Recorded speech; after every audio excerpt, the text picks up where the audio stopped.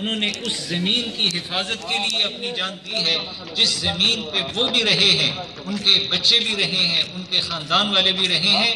ये ज़मीन वाले وينك يا ابراهيم راشد؟ يلا يا قلالي تحكي يا ابو راشد. شوف الولاء، شوف النواب مالينا، شوف شلون. طبعا انا اطلب من الجميع انه وقت ما يتكلم وهو رافع راسه، لانه هو بحريني. نعم. وعنده الجواز البحريني. نعم. فلا يتكلم على اساس اقل من ذلك. نعم. اللي يملك الجنسيه البحرينيه ما في تفرقه يا ابو راشد، ما في عنصريه عندنا. له جميع الحقوق سمعت يا ابو راشد؟ ما في عنصريه عندنا. فلا احد ينتقص من نفسه. ترى نعم. احنا كلنا سواسيه في البحرين. نعم. ما في احد. البحرين جزيره. نعم.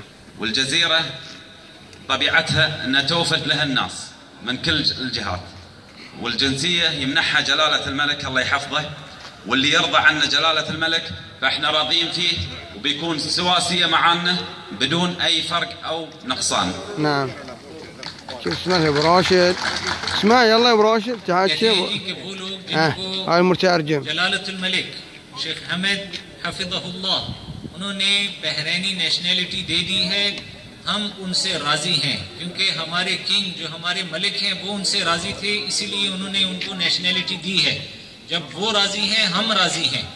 आप जिनको وينهم الفزعات هالقلالي؟ ما في عنصريه عندنا، كلنا اخوان، كلنا بحرينيين. شوف आप सर नीचे करके नहीं, आप सर उठा के इज्जत से كبير وصغير. आपको बहरैनी होने के वो तमाम हुकूक हासिल हैं जो किसी असली बहरैनी को हासिल होते हैं। आप भी एक मुकम्मल बहरैनी हैं, आपको वो तमाम हुकूक हासिल हैं जो बाकी किसी बहरैनी को हासिल हैं।